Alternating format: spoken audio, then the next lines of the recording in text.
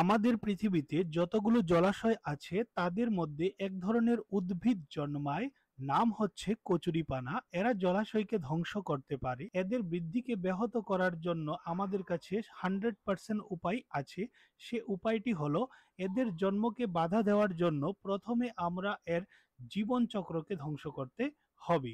ওকে, তো একটি জনিত্রী কচুরিপানা থেকে 10 থেকে 12টা অপত্য অর্থাৎ বেবি কচুরিপানা জন্ম হতে পারে।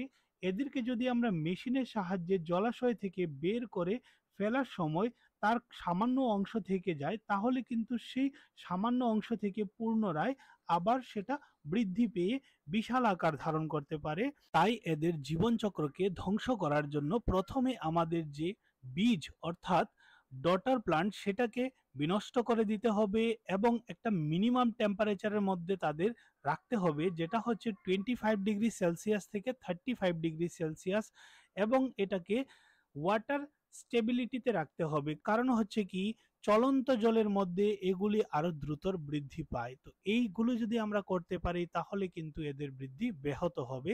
যদি আপনাদের এই ইনফরমেশনগুলি ভালো লেগে থাকে অবশ্যই চ্যানেলটাকে সাবস্ক্রাইব করে পাশে থাকবেন, বেল আইকনটি প্রেস করে দেবেন।